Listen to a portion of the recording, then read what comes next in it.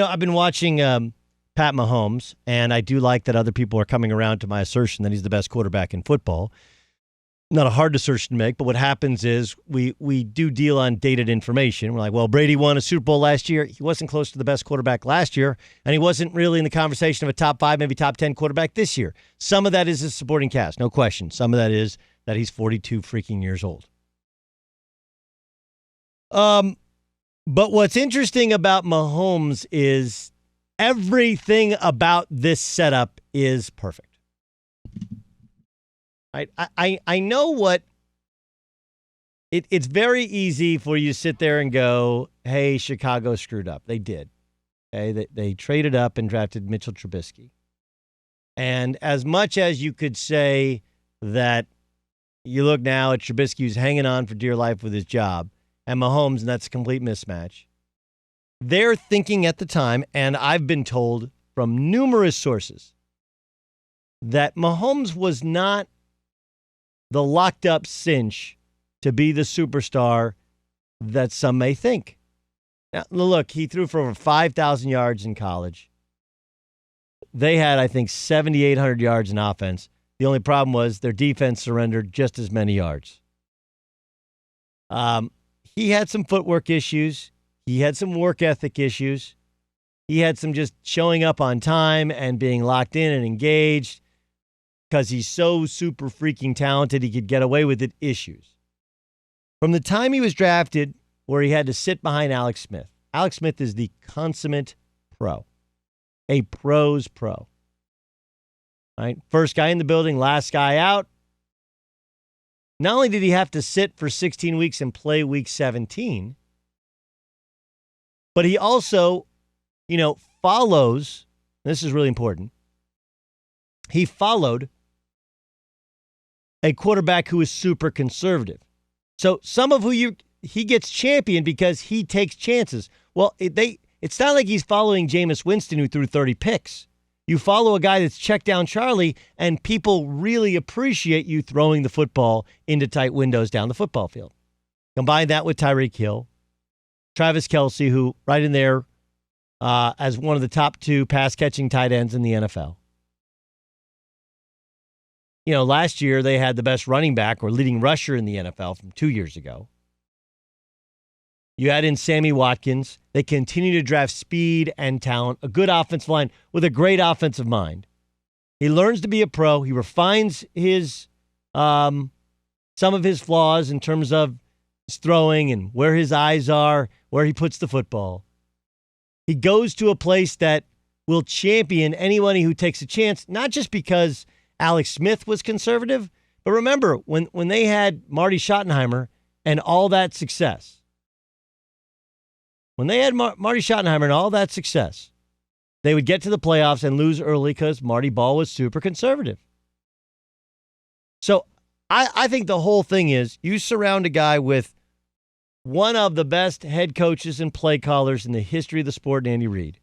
And Andy Reid has never had a guy like this. Right? He won with Donovan McNabb. He won with Alex Smith. He won, with Mike Vick, but Mike Vick after he'd been in jail and Mike Vick was never this type of thrower. You go Kevin Cobb he won with. Go back and look at all the guys he had in Philadelphia. None of them, even McNabb, are going to be Hall of Famers.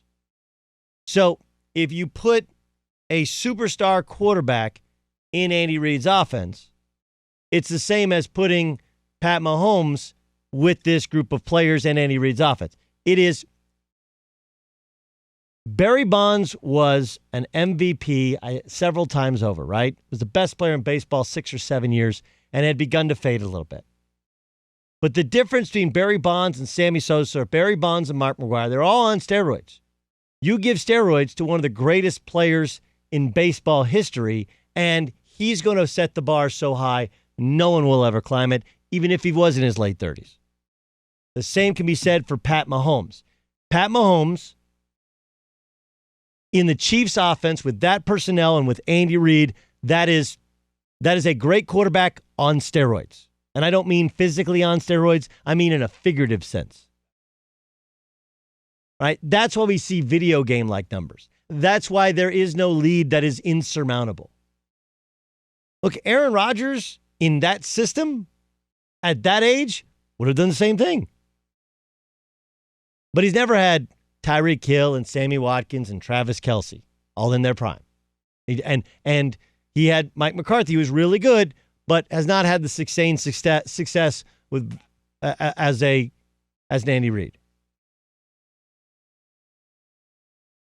You give the best arm with great feet, young, energetic, a guy who learned to be a pro from Alex Smith, and a great play caller, the best personnel group in the NFL, along with a good offensive line, this is what you get. What appears to be a virtually unstoppable offense. Appears to be. 49ers offense has played 2 playoff games. They've run 81 run plays to non-quarterbacks. 89 if you include Jimmy Garoppolo's scrambles. But let's go 81. 27 pass attempts. 3 run plays for every 1 pass attempt.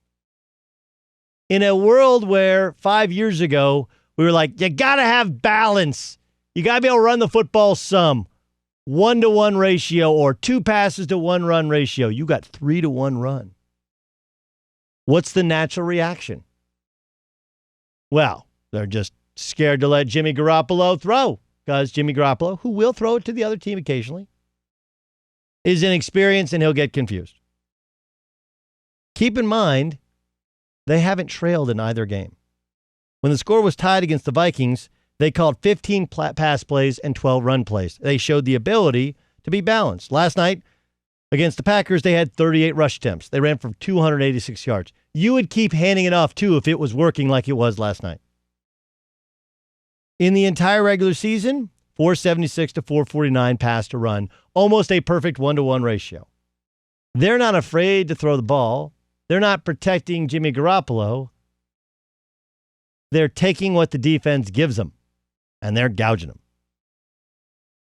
And what's interesting to me, most interesting to me, is if you watched last night, now, granted, on the last big drive, when it got to 14 points, they did try to throw to Kittle twice. Once he caught it. Once they called an atrocious pass interference penalty. It was atrocious because it's kind of like I've described it to you. This is the problem with PI and even reviewing PI. When does PI start? Because oftentimes the offense creates the contact and then the defense gets caught with their hand in the cookie jar. That's what happened last night. But think of the worst moment in Kyle Shanahan's career as a play caller. They're up 28-3. Up 28-3. Julio Jones makes the most ridiculous, spectacular catch while up 28-3. And if they had simply taken a knee, don't even need to run the football, but they'd simply taken a knee, probably kick a field goal, go up 31-3, and the game is over. Matt Ryan gets sacked, trying to drop back and pass. They're out of field goal range. They punt. Brady wakes up. They come back. The rest is history. But you have a head coach who has learned from his past. Right, has learned from his past. Now, was Matt Ryan more experienced than Jimmy Garoppolo? Yeah. And so maybe some of it is trusting Matt Ryan. Maybe it's that he had Julio Jones, that the construct of the team was different. But the fact is, you have a coach who, when he was a coordinator in the Super Bowl, got crushed for just run the football, stupid. Find creases, find lanes, keep the chains, keep the clock moving. Don't overthink yourself. Don't get cute. They got cute, and they got beat. They got caught by the Patriots. Last night, through this playoffs, he's like, why am I going to throw it when I can just run it?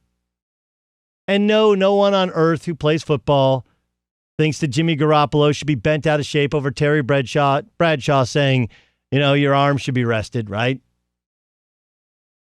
You can't play football, at especially the position of quarterback, and not take a little giggles over the fact that you threw the ball, 8 times? 8 times? Looked like a high school game in the 1980s. But it was a spectacular game plan, an amazing ability to block the opponent, the use of leverage, trap plays, sweep plays. Even the fact that Garoppolo carries out the bootlegs every time as if he has the football just shows how well coached they are. They're exceptionally well coached. That is a well-coached football team. Regular season on the road against the Saints, what'd they do? 35 passes. Why? They were behind, and the defense dictated that they needed to throw the football. And they won the game. You know, this is, on some level, the old Bill Belichick model, which is you can't necessarily go into a game determined to prove that your style works. Instead, just do whatever it takes to win that football game. And then next week, do whatever it takes to win that football game. And the next week, do whatever it takes to win that football game. Yes, do they run? Is this their style of running attack? Absolutely. And it's a beautiful thing to watch.